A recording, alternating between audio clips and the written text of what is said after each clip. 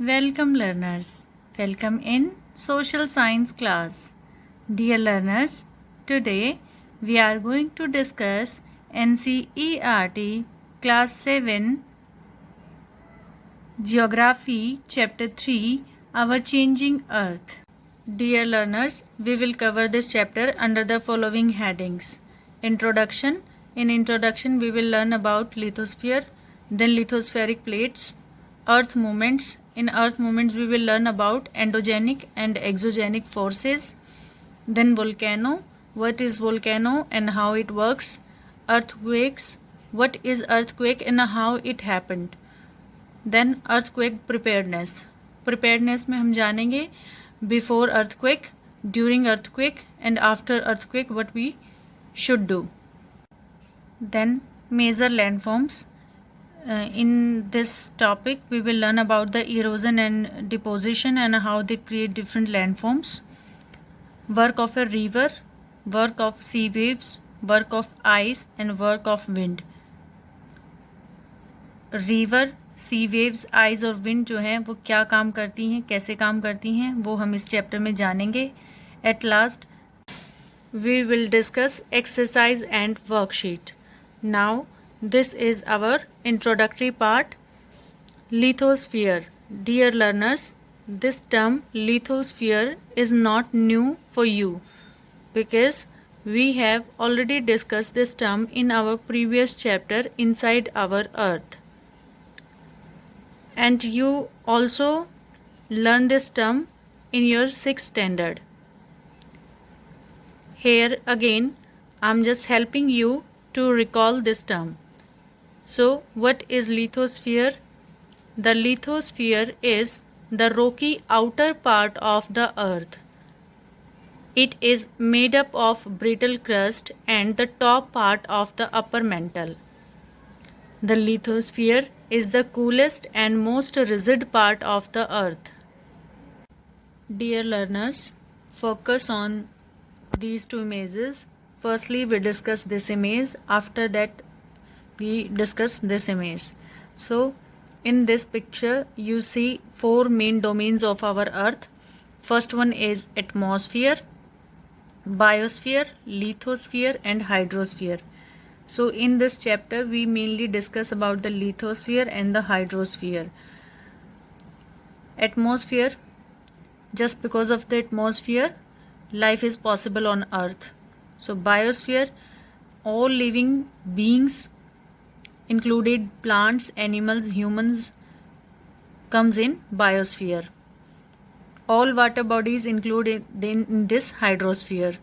And lithosphere, where human beings live. So basically this land is lithosphere. Now come on this image. Here you can see where lithosphere lie. So this is lithosphere. Lithosphere mainly consist of two things: crust and top part of the upper mantle. If you remember the picture of our earth, inside our earth, let me show you this image. In this image we cut our earth and separate all the layers, and our earth consists of 3 main layers: core, mantle and crust. So in this chapter we are discussing lithosphere, which is mainly made up of crust and top part of mantle. अगर हम इन layers को वापस अर्थ के इस part में डाल दें तो ये वाला जो लेयर है ये अटैच्ड होगी हमारी क्रस्ट के साथ. सो हमारा लिथोस्फीयर जो है वो बेसिकली बना हुआ है क्रस्ट से and top part of upper mantle layer. And if you remember, we also divided our crust into 2 parts. One is oceanic crust and second one is continental crust. So lithosphere में ये दोनों crust भी included हैं. crust के ये दोनों part जो हैं वो हमारी lithosphere में included हैं. So dear students, as I said कि lithosphere is the coolest layer of our earth. So crust जो है वो outer layer है. सो इसी वजह से ये कूल भी है, बिकॉज जैसे जैसे हम इसके अंदर जाते जाते हैं, अर्थ के अंदर जाएंगे, तो हर लेयर का जो है वो प्रेशर बढ़ रहा है, और प्रेशर इंक्रीज हो रहा है, टेम्परेचर इंक्रीज हो रहा है। सो टेम्परेचर जब इंक्रीज हो जाएगा तो ऑटोमेटिकली क्या है, अंदर हॉटनेस होगी, बहुत ज़्यादा गर्मी होगी, और जब बहुत ज़्यादा जहाँ पर कोई गर्म चीज़ होती है तो वो मोल्ट भी होती है। सो इसी वजह से यहाँ पर जो आउटर लेयर है वो कूल भी है, और इसी वजह से वो रिजिड भी है। Now what is lithospheric plates? क्या होती हैं lithospheric plates? The lithosphere is broken into a number of plates known as lithospheric plates. Dear learners, the earth crust consists of several large and some small rigid irregular shaped plates which carry continents and the ocean floor. If you see this image, here you can see the oceanic plates and the continental plates. अगर मैं बहुत time पहले की बात करूं तो बच्चों, ये जो पूरा कंप्लीट लैंड मास आपको दिखाई दे रहा है, पहले ये सिंगल लैंड मास था, मींस ये आपस में कनेक्टेड था। अब आप कहोगे this is not possible, so give it A try. हम अफ्रीकन प्लेट को उठाकर अगर इस नॉर्थ और साउथ अमेरिकन प्लेट के इस मिड वाले पार्ट में यहाँ पर रखेंगे तो क्या ये इसको कंप्लीट नहीं हो जाएगा? जुड़ जाएगा। ये वाला पार्ट जो है, ये देखिए, ये वाला पार्ट यहाँ पर फिट हो जाएगा और ये वाला पार्ट यहाँ पर फिट हो जाएगा। वैसे ही ऑस्ट्रेलियन प्लेट को अगर हम उठाकर यहाँ पर इंडियन प्लेट के यहाँ पर रख दें तो ये यहाँ पर फिट हो जाएगा। सो बहुत टाइम पहले ये जो है कंप्लीट लैंड मास जो है वो एक सिंगल लैंड मास था, और ये कंप्लीट वाटर बॉडी जो है वो एक सिंगल वाटर बॉडी थी। बाद में कुछ अर्थ के इंटीरियर में कुछ चेंजेस हुए, जिसकी वजह से उसके एक्सटीरियर में भी चेंजेस हुए, उसके बाहरी वातावरण में भी उसमें चेंजेस आए। वो चेंजेस हम इस चैप्टर में आगे पढ़ेंगे, जिसमें हम वोल्केनो और अर्थक्वेक के बारे में जानेंगे। Beside this, if we talk about the size of the lithospheric plates, so some lithospheric plates are very large, whereas some are of small size. Large size, for example, North American plates, Eurasian plates, Pacific plates, whereas small size plates, Arabian plates, Indian plates, Caribbean plates, etc. तो size में भी ये plates जो हैं वो very करती हैं। और अगर हम बात करें इनकी शेप की, तो शेप में भी इनकी वेरिएशंस हैं। हर कोई जो है, किसी को भी उठा के आप देख सकते हैं कि सभी प्लेट्स की जो शेप है वो बिल्कुल डिफरेंट है एक दूसरे से। सो इनकी शेप भी डिफरेंट है, इनका साइज़ भी डिफरेंट है।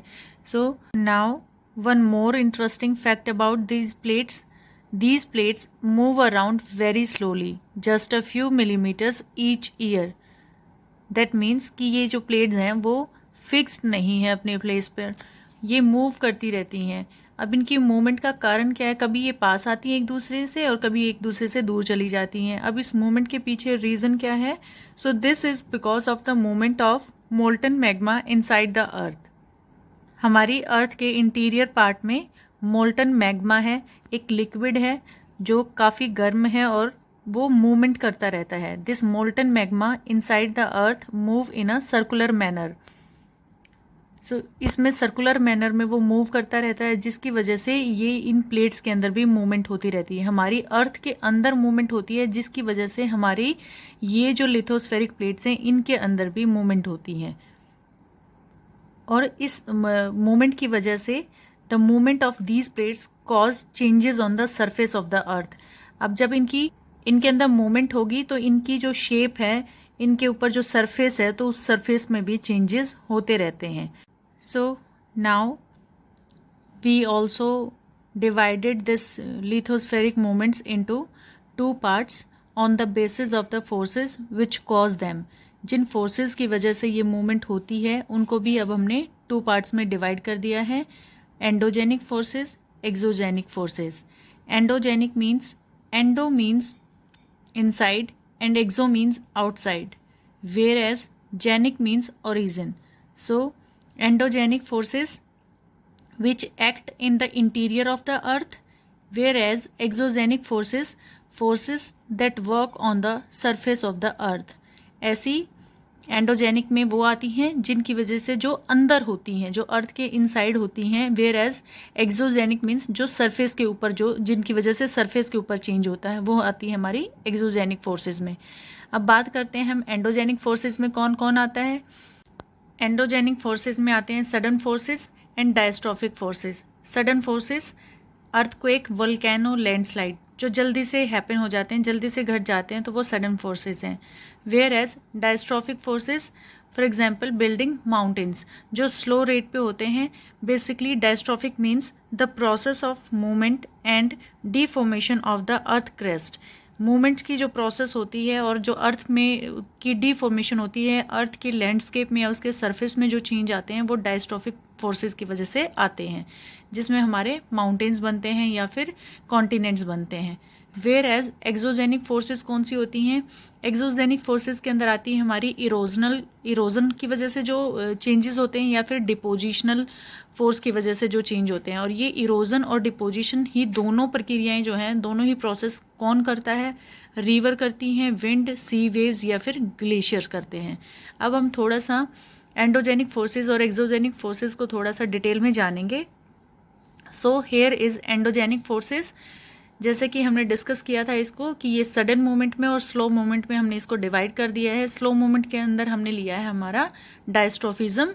डायस्ट्रोफिज्म को हमने दो तरीके से डिवाइड किया है, वर्टिकली एंड हॉरिजेंटल। अब ये वर्टिकली अगर जब चेंज होता है तो ये होता है अपवर्ड एंड डाउनवर्ड। और अपवर्ड में जब हम उठ जाते हैं ऊपर, कोई भी लैंड मास जो है वो अपवर्ड जाता है तो वो बन जाता है हमारा कॉन्टिनेंटल बिल्डिंग। और अगर वो डाउनवर्ड जा रहा है तो वहाँ पर क्या बन जाएंगे, हमारे ओशियंस बन जाएंगे। अगर हम बात करते हैं हॉरिजॉन्टल बिल्डिंग की, तो फोर्स ऑफ कंप्रेशन और फोर्स ऑफ टेंशन, जो हमने 6th क्लास में भी किया था, जिसकी वजह से दोनों ही ये जो फोर्सेस हैं, कंप्रेशन या टेंशन जो है, इन दोनों की वजह से ही माउंटेन्स बनते हैं। अब माउंटेन्स की जो टाइप होती है वो अलग होती है, फोल्ड माउंटेन, फोल्ट माउंटेन या फिर ब्लॉक माउंटेन्स। सो ये फोर्स ऑफ कंप्रेशन की वजह से फोल्ड माउंटेन्स बन जाते हैं हमारे। वेरेज जब हम बात करें टेंशन की, फोर्स ऑफ टेंशन, तो फोल्ट माउंटेन्स बन जाते हैं हमारे। ठीक है, अब बात करते हैं सडन मूवमेंट्स की। सो सडन में हमारे वोल्केनो आ गए थे, वोल्केनो और अर्थक्वेक की वजह से हमारी लैंडस्लाइड भी हो जाती हैं। सो अब हम जानेंगे एक्सोजेनिक के बारे में। Exogenic process includes weathering, mass movements, erosion, deposition.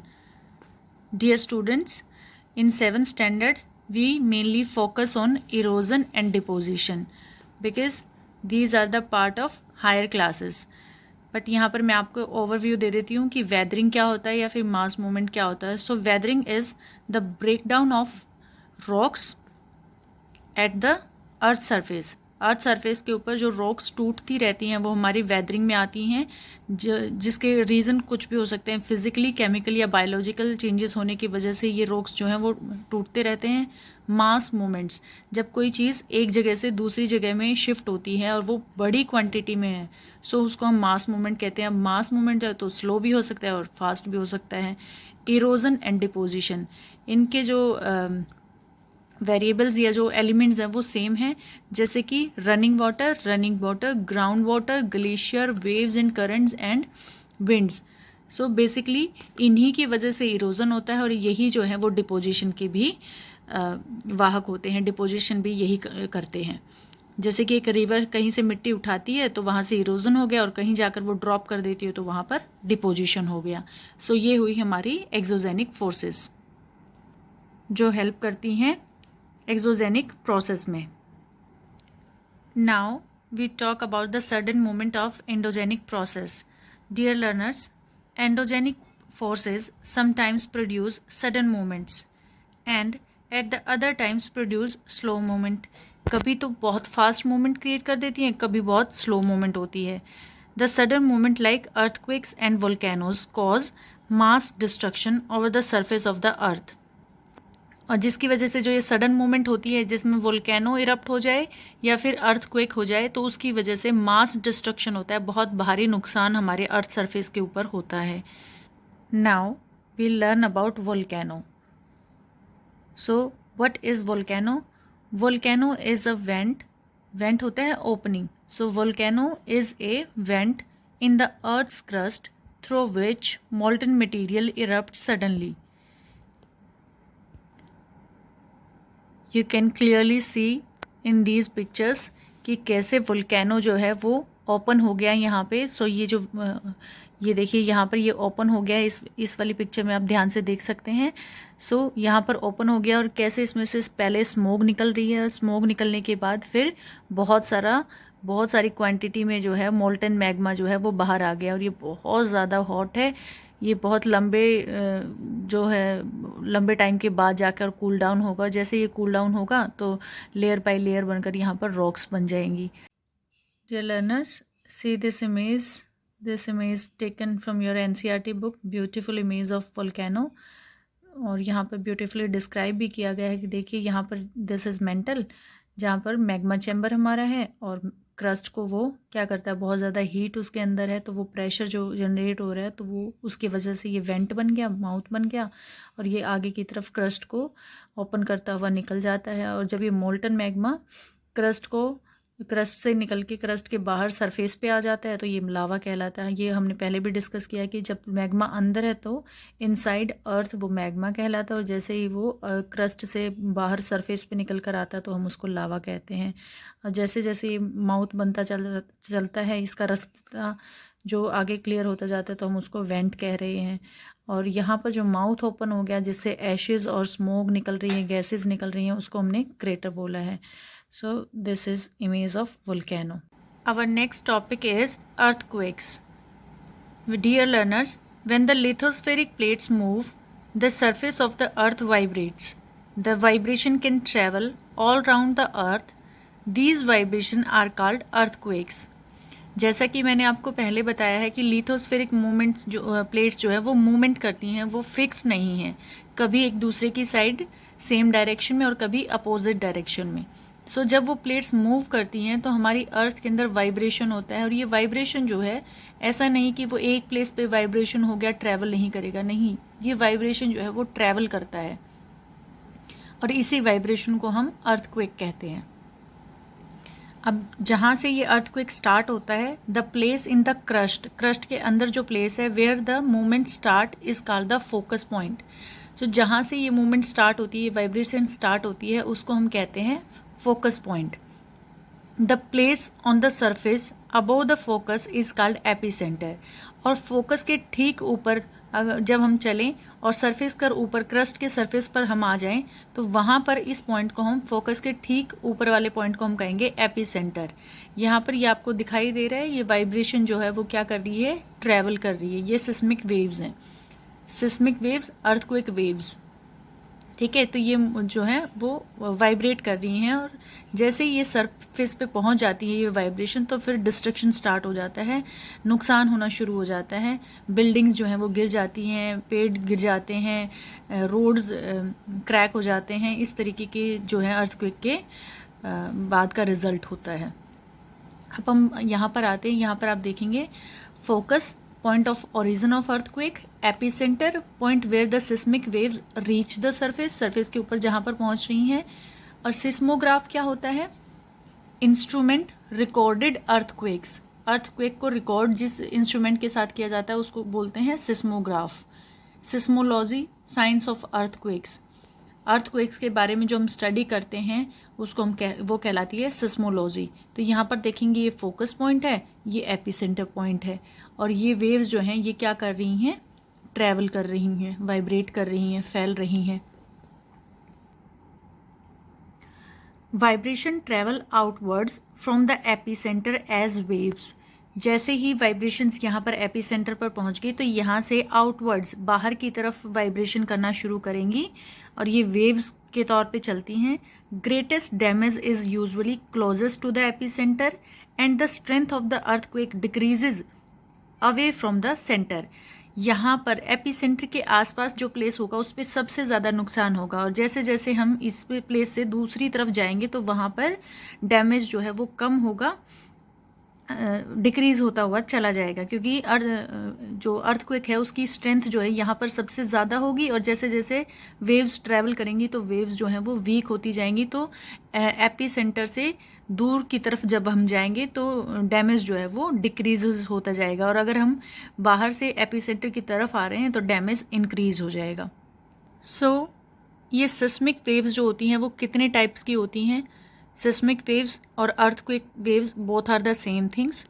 So kind of seismic waves, there are three types: P waves, S waves and L waves. Primary waves, secondary waves and surface waves. Now what are the characteristics of these waves? P waves travel fastest and they can also travel through solids and liquid. So ये सबसे fast चलती हैं और ये solid और liquid दोनों में से ट्रैवल कर सकती हैं, जबकि एस वेव्स जो होती हैं वो स्लोअर देन पी वेव्स होती हैं। पी वेव से उनकी स्पीड जो है वो स्लो होती है and they can only travel through a solid. सिर्फ सॉलिड में से वो पास ऑन हो सकती हैं, लिक्विड में से नहीं। अगर इन केस उनके सामने कोई वाटर बॉडी आ जाए तो एस वेव्स वहीं पर फिनिश हो जाएंगी। सरफेस वेव्स, पी वेव्स और S waves that reach the surface change into surface waves. P waves और एस वेव्स जब दोनों सरफेस पे पहुंच जाती हैं तो वो कन्वर्ट हो जाती हैं सरफेस वेव्स में, and they travel slower then P and S waves. So P waves और एस वेव्स सरफेस पे जब आकर सरफेस वेव्स बन जाती हैं या फिर एल वेव्स बन जाती हैं तो उनकी स्पीड जो होती है वो स्लो हो जाती है as compare to P and S. Now we will learn some technical points of earthquake. An earthquake is measured with a machine called seismograph. Earthquake जिस मशीन से मेज़र होता है उसको हम सिस्मोग्राफ बोलते हैं। The magnitude of earthquake is measured on the Richter scale. किस speed से आया है वो हम मेज़र करते हैं रेक्टर स्केल पे। अगर रेक्टर स्केल हमें बताता है कि अर्थक्वेक जो है वो 2.0 और लेस देन 2.0 है, so that earthquake can be felt only a little. तो उस अर्थक्वेक की स्पीड जो है वो बहुत स्लो होती है, उसमें ज़्यादा हमें फील नहीं होता है, हल्की वाइब्रेशन होती है। बट अगर अर्थक्वेक आता है over 5.0 then it cause damage, तो नुकसान हो सकता है, जैसे कि चीज़ें जो है वो गिरनी शुरू हो जाएंगी। बट अगर अर्थक्वेक आता है 6.0 और हायर मैग्नीट्यूड का, then it consider very strong. तो इसमें हमारी बिल्डिंग्स जो हैं वो झुकनी शुरू हो सकती हैं, गिर सकती हैं। और अगर अर्थक्वेक आता है 7.0 और उससे ज़्यादा, तो ये जो होता है वो बहुत ही मेजर अर्थक्वेक होता है। एक ऐसे ही मेजर अर्थक्वेक का एग्जाम्पल हम देख लेते हैं जो कि हमारे गुजरात में आया था इन 2001। सो ये जो था बहुत ही मैसिव अर्थक्वेक था जो मेज़र हुआ था रेक्टर स्केल पे 6.9, और ये भुज में आया था on 26 January 2001। School worst affected. At least 971 students and 31 teachers are feared to have lost their lives following the collapse of school building. So यहाँ पर देखिए स्कूल बिल्डिंग जो कलेप्स हो गई इस अर्थक्वेक की वजह से, जो 26 जनवरी को वहाँ पर आया, उसमें करीबन 971 स्टूडेंट्स की और 31 टीचर्स की डेथ हो गई। 3 days after the quake, concern rose about food, blanket and medical supply not reaching everyone. Earthquake के आने के 3 दिन बाद भी जो वहाँ पर रिलीफ फंड जो था वहाँ पर प्रॉपर तरीके से लोगों को फूड और ब्लैंकेट और मेडिकल सप्लाई भी नहीं पहुँच पा रही थी। Destruction of Bhuj, phone lines dead हो गई थी, water pipelines and power station transmission lines were knocked out. Phone lines ने, वाटर पाइपलाइंस ने, पावर स्टेशन ने, सभी काम जो उनके रुक गए थे, वो सप्लाई बंद हो गई थी वहाँ पर। Hundreds of fires started as charcoal cookers overturned. अब देखिए चिमनी और जो चारकोल कुकर्स हैं वो अर्थक्वेक आने की वजह से टर्न हो गए, उल्टे हो गए, जिससे कि आग जो है आसपास के एरिया में फायर भी फैल गई। Emergency declared in quake zone. The president declares a state of emergency.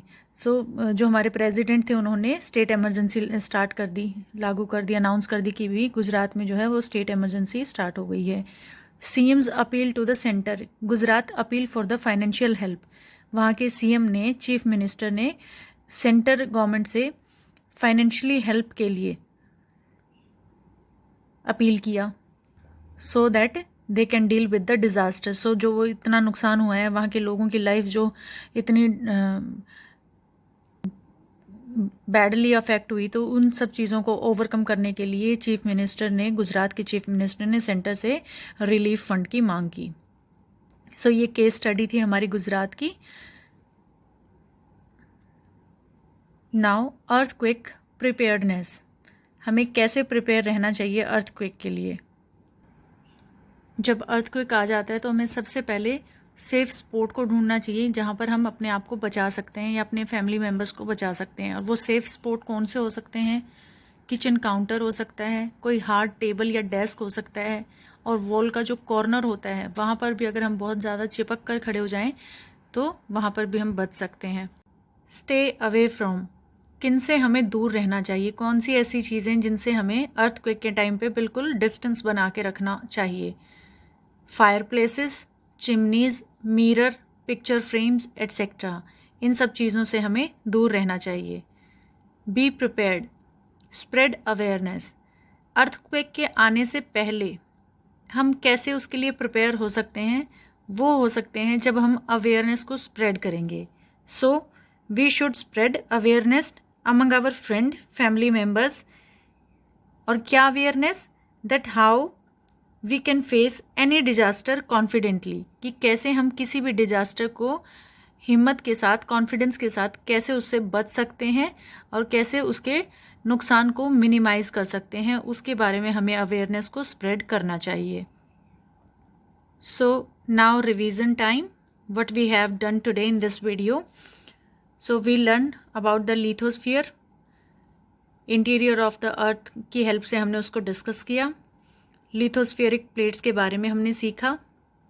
Earth movements के अंदर हमने एंडोजेनिक प्रोसेसेस को एंड एक्सोजेनिक प्रोसेसेस को डिस्कस किया। Then volcano, earthquakes, types of earthquake waves, earthquakes preparedness. So आज की वीडियो के लिए इतना ही। In our next video we will learn about the major landforms. Till then, happy learning, stay safe and healthy. Thank you.